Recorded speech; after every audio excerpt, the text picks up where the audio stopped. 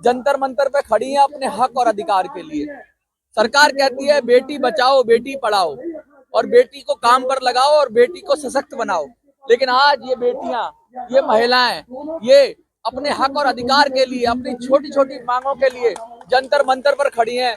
और देखिए हजारों की संख्या में महिलाएं हैं और ये क्या कह रही हैं, ये कह रही हैं कि जो इनकी मांग है, बड़ी नॉमिनल मांग है कि पहचान पत्र, बताइए पहचान पत्र तो एक स्टूडेंट का भी होता है, तो क्या घरेलू महिला का, कामकाजी महिला का पहचान पत्र नहीं होना चाहिए? होना चाहिए। सब चीजें ये वही मांग रही हैं जो इनको चाहिए। और बहुत सारी बातें हम कहेंगे, थोड़ा लाइट का इशू है, हम एंगल बदलते हैं। क्या नाम है आपका? है? अंबिका यादव। अंबिका यादव। आपका नाम क्या है? मेरा नाम सपना तांडी है और मैं घरेलू कामगार की अध्यक्ष हूँ, रायपुर छत्तीसगढ़। छत्तीसगढ़ से आप आई हैं। देखिए सैकड़ों की संख्या में, हजारों की संख्या में आज महिलाएं हैं। क्या समस्या है आपको जो आपको जंतर मंतर दिल्ली में आना पड़ा? छत्तीसगढ़ तो कहते हैं 1000 किलोमीटर से ज्यादा की दूरी है, क्यों आना पड़ा? चूंकि घरेलू कामगार के मांग को कोई पूरा नहीं करता है और घरेलू कामगार कल्याण संघ छत्तीसगढ़ में 2017 से बना हुआ है, रजिस्टर्ड है छत्तीसगढ़ सोसाइटी एक्ट के तहत। और जो हमारा मेन प्रॉब्लम है 11 सूत्री मांग है, जैसे कि पहचान पत्र नहीं है। हर किसी का पहचान पत्र है लेकिन हमारा पहचान पत्र है नहीं। घरेलू कामगार है तो क्या पहचान पत्र नहीं होना चाहिए? पहचान पत्र से वंचित है हम लोग, हमारा पहचान ही नहीं है कि हम घरेलू कामगार है। मजदूर है, अपना स्वयं का काम करते हैं तो पहचान पत्र होना चाहिए हमारा। असंगठित क्षेत्र की तरह है, ये काम कर रहा है, इसको भी संगठित क्षेत्र होना चाहिए, आप ये कहना चाह रहे हो?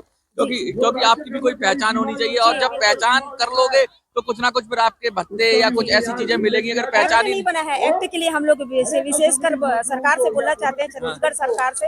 और आज यहाँ पर धरना स्थल में आए हैं ताकि जो हमारा जो मोदी जी है उनको भी समझ में आए कि घरेलू कामगार के जीवन में बहुत सारी परेशानियां होती है। अपने परिवार को पालने के लिए हम लोग बहुत, जैसे आप कह रहे हो कि न्यूनतम वेतन निर्धारित होना चाहिए, तो ये क्या है? जैसे मजदूरों का भी अलग अलग मिनिमम वेजेज होता है, वो क्या न्यूनतम वेतन आपको ऐसे ही काम करा लेते हैं? 100, 200, 500, 1000 ऐसे काम करा लेते हैं? फैमिली वाइज रहता है, जैसे 4 मेंबर है तो जितना पैसा देते हैं, 8 मेंबर रहने से भी उतना पैसा देते हैं। और ज्यादा काम करते हैं पैसा कम रहता है। और मजदूरी कम मिलने की वजह से हम लोग कहीं ना कहीं मानसिक और शारीरिक भी हम लोगों का क्षति हो जाता है, प्रॉब्लम होता है। उससे फिर डॉक्टर के लिए खर्च नहीं निकाल पाते हैं और फिर हमारे बच्चों का पढ़ाई सब चीज के लिए मतलब प्रभावित होता है। कल्याण मंडल की बात कर रही है, समाज कल्याण मंडल की, और कह रही है कार्यस्थल पर शौचालय की व्यवस्था होनी चाहिए। तो घर में तो शौचालय होता ही है, जहाँ हम काम करने जाते हैं वहाँ पर शौचालय की व्यवस्था नहीं होती है। अच्छा। वहाँ पर हमें इग्नोर किया जाता है कि नहीं, काम करते तक बस तुम्हारा किरदार है। ये तो बेसिक नेसेसिटीज है, ये तो महिलाओं को देना, मूलभूत क्योंकि आवश्यकता है। अक्सर घरेलू कामगार महिला है तो उनको भी पीरियड्स आते हैं, चेंज करना रहता है, कुछ हाइजेनिक प्रॉब्लम रहता है, तो उसके लिए शौचालय की व्यवस्था होनी चाहिए। अच्छा, बच्चों के लिए जैसे कहते हैं कि आजकल तो क्रैच है, इस तरह के जो अमीरों के बच्चे हैं उनके लिए स्कूल्स भी है, रखने की व्यवस्था भी है, क्योंकि काम तो आप भी कर रहे हो, तो आपके बच्चे कैसे रहते हैं? झूले की बात कर रही हैं, वो क्या कहना चाह रही हैं? झूला घर की व्यवस्था नहीं है। अगर हम काम करने जाते हैं, हमारे छोटे बच्चे हैं, उनको पकड़ने के लिए हमारे बड़े बच्चों को देना पड़ता है, तो वो शिक्षा प्राप्त नहीं कर पाते। कहीं ना कहीं जो बस्ती इस्लाम एरिया में हम रहते हैं तो नशे का शिकार हो जाते हैं जो बड़े बच्चे रहते हैं। मैंने देखा है रूमाल लेते हैं और रूमाल में डाल के सूंघते हैं, कुछ इस तरह का हो जाता है, वो सब वो उनका भविष्य खतरे में है। तो हमारे बच्चों को हम पाले, वो भी घर काम करके सही रेट नहीं मिल रहा है तो बहुत दिक्कतें आती है हम लोगों को। अच्छा, ये कार्यस्थल सुरक्षित होना, ये क्या है कि कार्यस्थल कार्यस्थल में सुरक्षित होना इसलिए जरूरी है क्योंकि वहाँ पर कभी भी चोरी का इल्जाम लगा दिया जाता है, हमारे साथ कोई भी असंवैधानिक सुलूक किया जाता है, किसी को छेड़खानी कर देते हैं, पर मालिक और मालकिन नहीं बोलते हैं हम सही है, तुम गलत हो, तुम बाहर से आए हो, काम करने आए हो।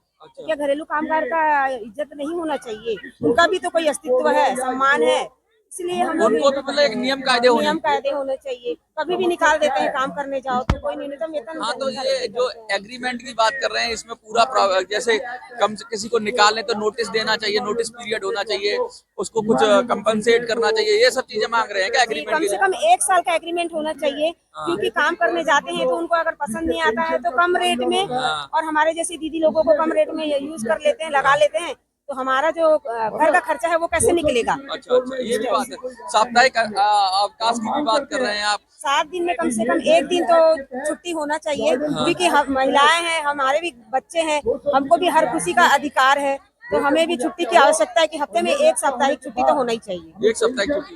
ये जो हजारों महिलाएं आज आ रही हैं जंतर मंतर पे, आप कुछ कहना चाहोगे सरकार से? मैं सरकार से यही बोलना चाहती हूँ कि हर राज्य में एक, जैसे कि महाराष्ट्र में बना है, वैसे विशेषकर मैं छत्तीसगढ़ के लिए अपील करना चाहती हूँ। छत्तीसगढ़ सरकार तक हमारा अपील जाए कि एक्ट बने और हमारे जो भी सरकार की योजना है सभी को मिलता है, तो सभी को मिलना चाहिए, हर राज्य के लोगों को आपके मिलना अधिकार चाहिए। सुरक्षित हो, सुरक्षित होना जैसे चाहिए। मजदूरों के। मजदूर कार्ड भी नहीं बना है असंगठित अच्छा, क्षेत्र अब में। तो जो 4 कोड नए हैं, जो पुराने जो नए नए नए नियम आ गए हैं, उसमें भी मजदूरों के अधिकार बहुत कम कर दिए हैं। उस पर कुछ कहना चाहेंगे?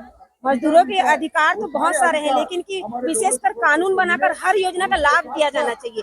उनको हर चीज का बहुत जरूरत है, चाहे वो स्वास्थ्य को लेकर हो, परिवार को लेकर हो, समाज को लेकर हो। छत्तीसगढ़ बिल्कुल अधूरा है इस चीज के लिए, बहुत पीछे है।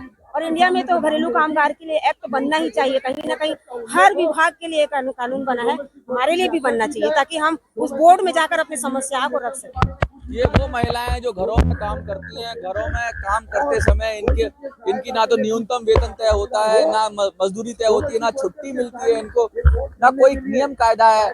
शिकायत भी करें तो किसके पास करें, और मालिक की मर्जी, जब चाहे निकाल देता है, अपनी शर्तों पे काम कराता है। तो इनकी भी कुछ फंडामेंटल्स मांगे हैं, जैसे पहचान पत्र की मांग है, या कार्यस्थल की सुरक्षा की मांग है, इनके बच्चों के देखभाल की मांग है।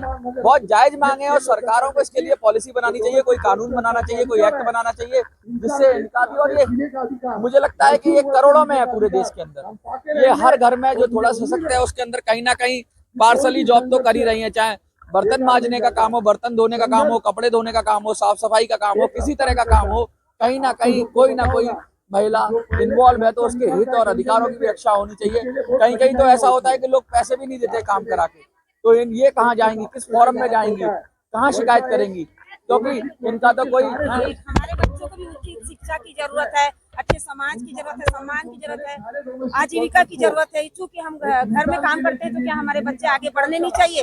ना ही वृद्धा पेंशन की व्यवस्था होती है। अगर हम 50 साल की उम्र के हो जाते हैं, तो वहाँ पर हमारा काम छुड़ा दिया जाता है कि तुम मेहनत नहीं कर सकती हो।